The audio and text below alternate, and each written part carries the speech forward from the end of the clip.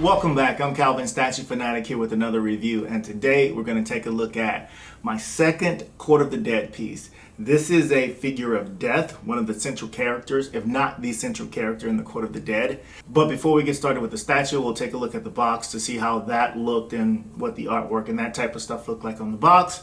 So let's get started with the box, and then we'll come back and get right into looking at this incredible piece from Sideshow Collectibles. So here's the box, and not a whole lot to say about it. Some pretty cool artwork. Usually, their Court of the Dead statues, the boxes do have some pretty cool artwork. On the back of this box, it says Death, Master of the Underworld. That's who this character is, with a few close-up pictures of the character and a little bit about him and that type of stuff. But I'm going to actually go into a little bit of that before I do the statue, because I love the story, and I think this is a really cool, fascinating line by Sideshow. So, nothing else to talk about the box. That's it. Let's get started with the review. Now that we've taken a look at the box, let's talk about this statue. Now, before we start talking about the statue, I do want to talk some more about the Court of the Dead. I'll try to make it as brief as possible, but I think it's important. And two, it's just such a cool story, and this character fits into that story. This is, of course, Death, Master of the Underworld, one of the 12 characters in the Court of the Dead. Now, this character, I've already done one review of Malefestro's. That's the first Court of the Dead figure that I have. This is the second figure that I have in that series. Now, this particular character is kind of central to the entire story, because in the classic story of Death, the Grim Reaper, Heaven and Hell, you know, this guy comes, you die, he shows up, you go to one of these places based on what you've done in your life, right? That's kind of how the story goes, the whole stories we've been told throughout the ages. Now, this guy thinks that there is something else and there's another way. So he is putting together a group of characters that he's calling the Court of the Dead. His mission is to stop the eternal war between heaven and hell. And he has a number of plans that he's trying to implement to get this done or to have this happen. Now, what's really interesting and the drama around the story is that each of these characters that he recruits, they all have their own agenda as well. Their own ideas about what should happen, what will happen, and their degree of loyalty to what it is that he's trying to do. I mentioned when I reviewed Malefestro's that there was some comics also that supported this, and so I just want to briefly show you how to get to those comics and what they look like. Now, in order to get to the website from Sideshow, all you have to do is go to sideshow.com, and at the very top you'll see Court of the Dead. You click on Court of the Dead, and it brings up the Court of the Dead part of the Sideshow website, and at the top you can see where it has home, about, characters, comics, and all that stuff. If you want to know more about the comics themselves, you just would click on comics. And once you do that, you'll notice that all of the comics come up. There's 1, 2, 3, 4, 5, 6, 7, 8, 9, 10, 11, 12 comics, or 11 comics that come up here, and you can actually read any of those. And interestingly enough, like Rise of the Queen and The Rise of Red Death, they actually have motion comics that you can read as well. So it's pretty cool. Now, you can open any of these comics. So for example, if we went to Court of the Dead First Harvest, click on that to read. It downloads the PDF, and of course you can scroll to the PDF, and you can actually download this. If you read this on an iPad, you can read it in some of the comic book applications and enjoy it just like any other comics. I recommend that, especially if you're thinking about getting into the characters. It's always really nice to have a backstory to these characters when you're collecting them, and I think Sideshow did a really good job of putting together a backstory for these characters. And then if you want to go and learn a little bit about the characters, and this is the other thing that I wanted to mention before we get back to the review. This here is the 12 characters in the Court of the Dead that I was mentioning.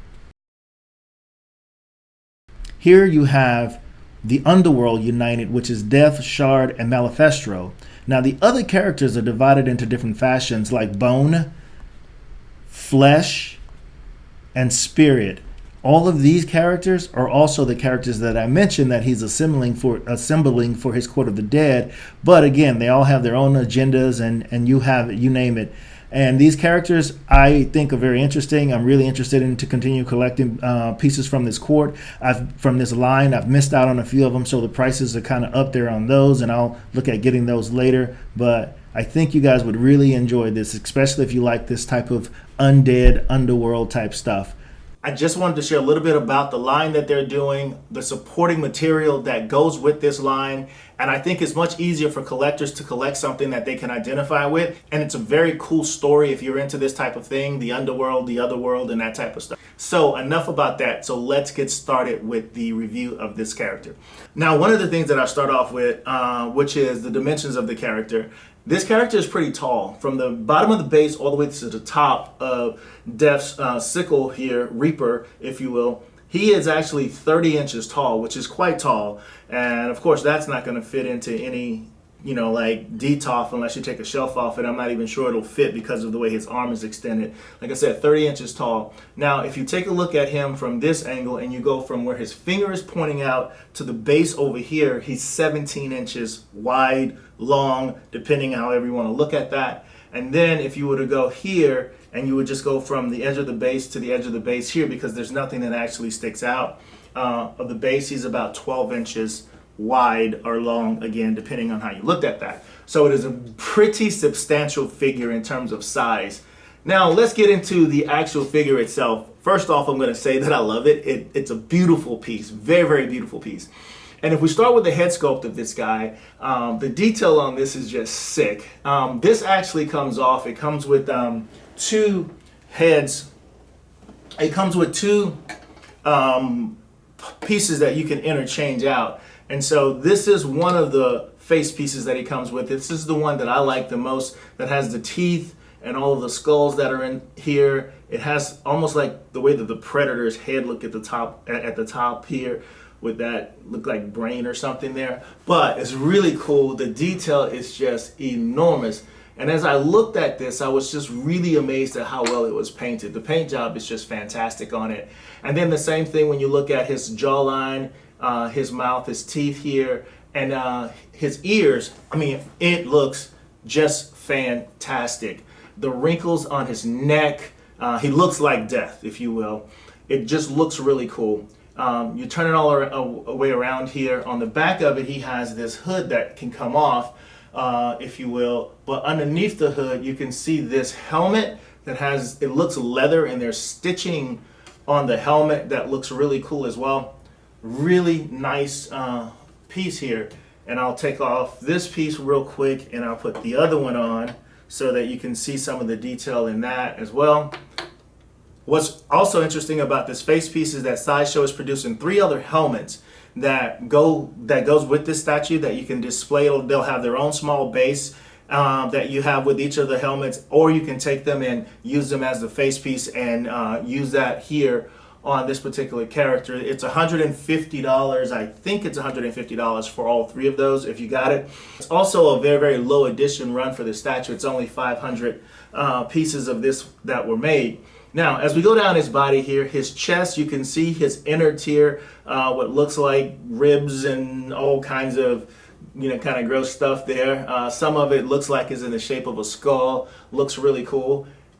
Lots of detail, painted really well. Shading on it is just absolutely amazing. And then you have these 2 ornaments that are holding his cape on. Putting this guy together wasn't that difficult. In fact, these actually have a utility to them in that they are posts on the back of this that actually goes into his body, that goes through 2 holes on the garment that he's wearing that holds the cape in place. And mentioning the cape, now that we're talking about that, it is a really a lot of mixed media, I guess, if you will, in this statue. The cape, very heavy cloth with some broadering and stitching in the cape. Lots and lots of mixed media, the same thing here. And a lot of these statues from the Court of the Dead do incorporate a lot of mixed media, which I like because of the theme of them. I think the mixed media is just really appropriate, especially like with the cape here. And then continuing down here with this loin cloth type thing that he's wearing here. It is adorned with various types of ornaments here that has lots of detail in it. The one on the side here, there's like 4 segments to what looks like to be some type of armor, and it has these skulls that are embroidered in it or sculpted inside of it. Kind of looks a lot like his face does. And the same thing on the other side. Man, I tell you, I love it. It just looks great, done really well. The craftsmanship on this is just, just what you would expect to get in a statue. When you look at something like this, it may not be something that you are into, but when you see this statue and the other ones that I've seen in the Court of the Dead, you can absolutely appreciate the beauty, the artistry, and just how well they're done and put together. Here, the garment here is held up with this skull type buckle, and then this also is mixed media coming down the loincloth here, and at the end of it, this is actually some type of metal ornaments that are hanging off the end of it. It actually gives weight to this mixed media, to this garment, and it actually holds it down. I'll raise this up just a little bit. You can see his legs, again with some type of armor leather around his legs, and the same thing with his shin down here. Right here, which is really cool, this knee guard of some kind looks like a skull here, but the wings of some type of bat.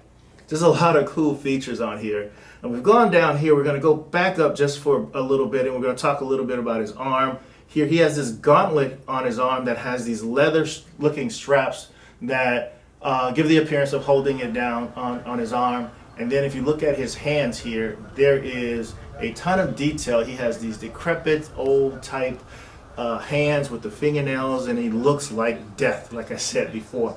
And on the back, here we'll just kind of go around the back if we can get this up.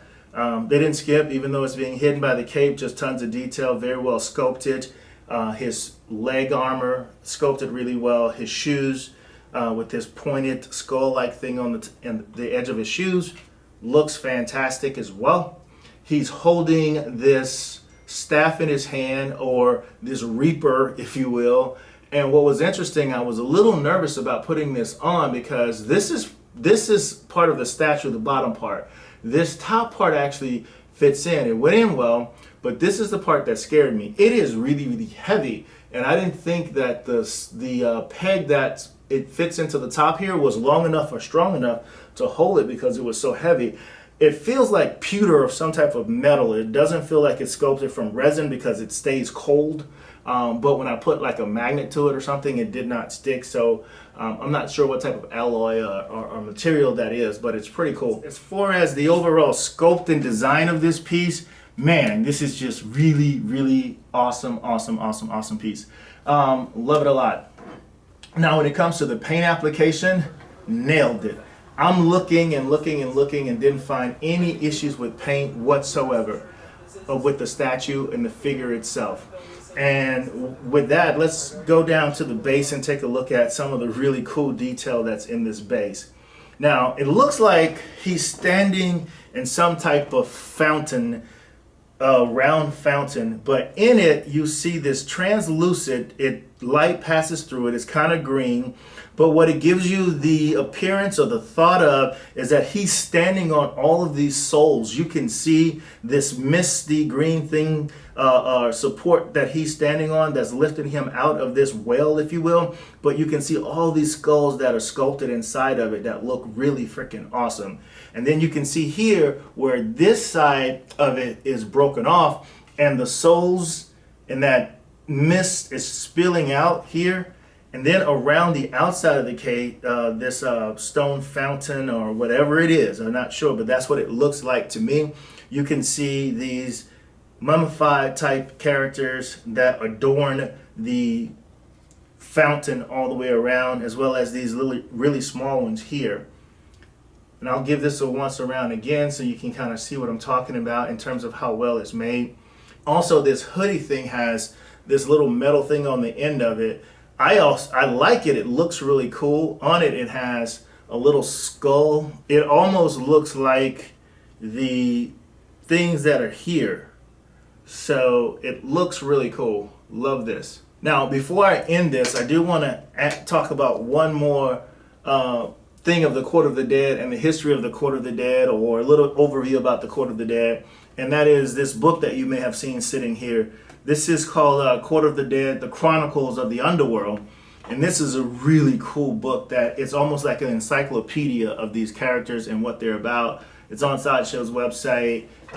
Here you have, where it talks about death and some really amazing artwork. in this book that gives some real cool background to each of these characters. Basically builds up an entire universe for these characters to exist in. Now, that is pretty much all I have for this statue. I just wanted to say that it's a beautiful piece.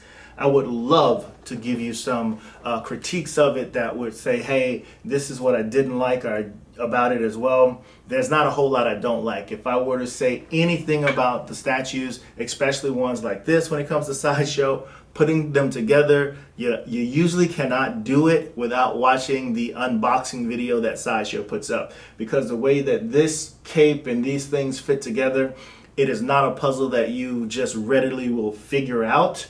I only could figure it out by watching the video so that I could see how it actually goes and in what order you put it together, because it does matter in what order you put this together, because some things won't fall into place like they should if it's not put together in a certain order.